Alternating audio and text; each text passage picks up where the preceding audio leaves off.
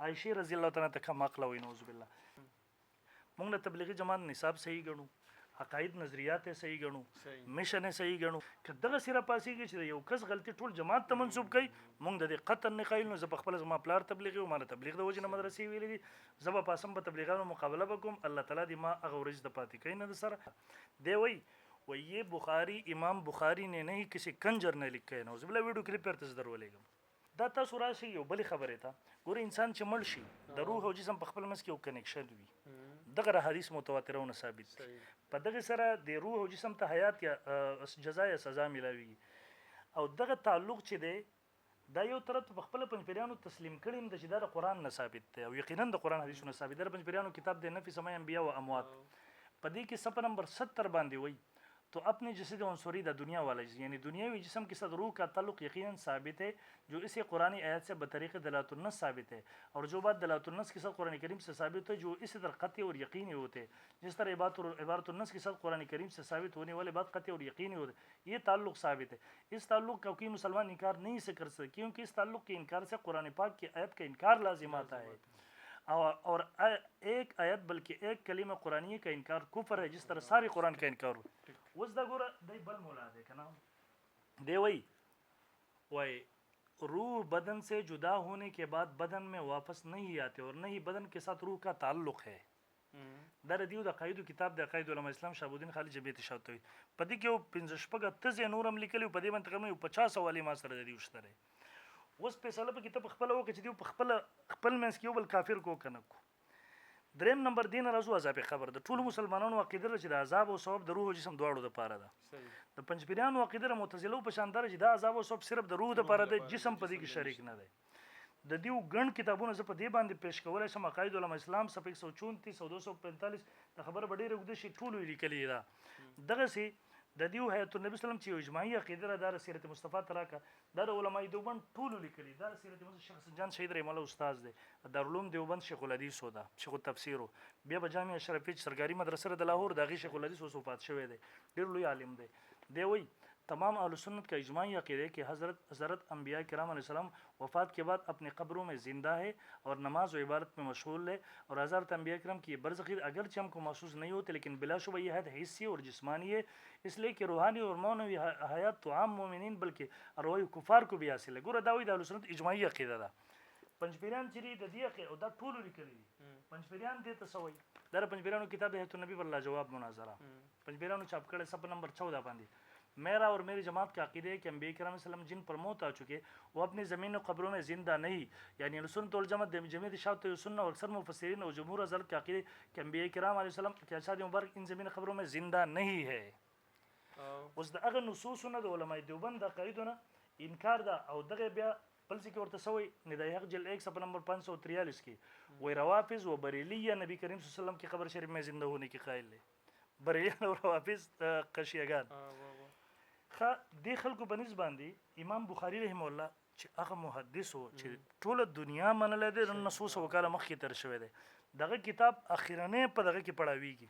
دا ردیو مشر د قران مقدس او بخاری محدث علامه محمد سید ملتانی بخاری محدث رسول الله صلی الله علیه وسلم کې توحید. بیا د کلیپ پر د زرا ولګم دی وایو بخاری شریف هغه کتاب دی چې کله علم پرش د پنځپیرانو مدرسو کې زمونږ د تمام مکاتب وګر دا د احادیث او هغه عظیم شان کتاب دی چې د اخیری پڑھاویږي تعریف ته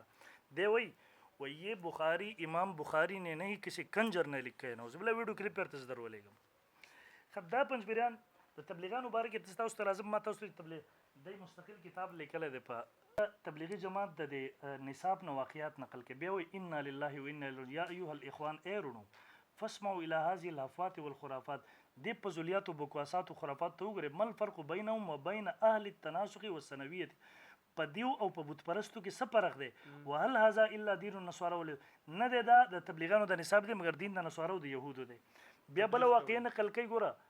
القول التاسع يقول كبيرهم في حق كلام الاموات. د مړو په خبرو باره کې د مړو خبرې ثابت دي د پرشتي چورته راشي خبرې ورسې کوي ورته مر ربک او دی ورته ربي الله خبرې کوي کنه. نو دې سوې د خبرې وای فسمو الى اثبات الشرك و اثبات عقيده البريليه والسنويه. دا شیخ زکریا صاحب دی د نصاب وای غوږ کې دوی اثبات ثابتولو د شرک دا او ثابتولو د عقیده د بریلیانو تر تبلیغانو جماعت باره کې دی عقیده دي. دا ګوره واقعیت نقل کې تاسو ته دا وایم یو ځای کې عایشه صدیقه رضی الله تعالی هغه وایي نبي علیه صلات وسلام چې کله دفن وزو بغیر په برقې او غټ صادر نه ورتلم ما چې خاون مې د یو مې پلار دی عمر رضی چې دفن شو در مصطفی احمد مشکات صرف ټولو کې د حدیث شته وی بیا مې پل پرده کول حیاء من عمر د وجه د حیا د دې څه وایي ان صاحب العقل لا يقول به لان الميت اذا يرى من تحت التراب زائر فكيف لا يرى من تحت الثياب وای چې کله دا مړی چې دی وای دا دومره خاورونه اخوا ګوري نو د یوې کپړې نه څنګه نه ګوري عایشې رضی الله تعالی عنها کم عقله وای نعوذ بالله دې په خپل کتاب کې د شیخ زکریا صاحب رحم الله بارک کې دومره پزول بکواسات یو ځکه اقول لازم كيف يثبتون الكشف للعلماء والاولياء وهل هو الا اثبات علم الغيب لغير الله تعالی دا نه د غیر الله لپاره علم غیب ثابت اگر کشف واقع راخلی په شیخ دغه سي د کتابونو د دیو ټول دغه ډک دیر تبلیغي جماعت بارک دا یو بل کتاب دی خان بچا مولوی صاحب په قطر کې سواق المرسله په دې په صفحه نمبر 91 باندې وای وانظر وګوره الى اتباع هذا المبلغ تابعدارانو د دې مبلغ شیخ زکریا صاحب د تبلیغي جماعت نه نصاب چا لیکلی كيف كان حال وقائدهم سهل بيدا خير دي تبلیغانو لان حال المدعو ځکه چې دا مشر حالته هکذا دغه نه فكيف حال التابعين دغه تابع حال به سي چې بچا پسې دار وقت كتب هذه المبلغ او دې شیخ زکریا صاحب دې مبلغ لیک 40 من الخرافات سلور واقعات په دغه کتاب کې چې به تفسیره کوي ليس لها وجود في الادله الشرعيه په ادله شرعيه کې هیڅ ثبوت نشته وكلها من الكلمات الكفريه دا ټول کفري کلمات دي نو چا په نصاب کې چې کفري کلمات دي نو هغه مسلمان کېدی شي در دې حضرات تبلیغي جماعت په باره کې حالت دی دیو کتابونو ته جوړ کوم یو لاین بشورو درته بیا وایم موږ د تبلیغي جماعت نصاب صحیح ګڼو عقاید نظریات صحیح ګڼو مشن صحیح ګڼو که یو فرد غلطي وکړي هغه غلطي جماعت ته نه منسوب کو دویمه تاسو ته ویلي دي چې دا اکوړینه مفتی سیف الله صاحب په تبلیغانو کتاب لیکلی دی ګوره مفتی سیف الله صاحب یو ذاتی نظر چې د تبلیغ ښځو تبلیغ جایز نه دی در حکیم علوم مصطفی علي تنوي صاحب رحم الله نظر د دقه دارالعلوم حقانی نه حافظ شوکت صاحب تر حدیث استاد دی شغل حدیث دی د دارالعلوم حقانی د ټولو استادانو تقریرات ولیکل او د تبلیغانو د ښځو تبلیغ هغې ته جایز ویل د حقانی نه واپس د مفتی سیف الله صاحب په خلاف کتاب راغلی دی بیا مفتی عیسی خان صاحب یاد کړی دی مفتی عیسی خان صاحب په دې کتاب کې په تبلیغي جماعت رد نه دی کړی هغې په تاریخ زمین صاحب باندې ردونه کړي چې دا غلطي کوي دا غلطي کوي یا بعضې تبلیغیان دا غلطي نه کوي خو ما تاسو ته وویله جماعت باندې ده یو منټ په جماعت کې هغه کړي مې د دې په خلاف باندې مولانا نور محمد تونسي زموږ دیوبندي عالم دی د دې په خلاف باندې واپس کتاب لیکلی د مفتی عیسی خان په کتاب بیا دا د مفتی عیسی خان خبره هغه په موږ باندې حجت نشي کېدلی مفتی عیسی خان صاحب که داسې لیکل دغه ذاتي شخصي نظر به زموږ د جماعت نظر نه دی دا نه زموږ د علما تبلیغي جماعت د اهل حق جماعت دی زموږ علما دیوبند نگرانی کوي او که څوک یو فرد را پاسېږي په یو شخص باندې تنقید کوي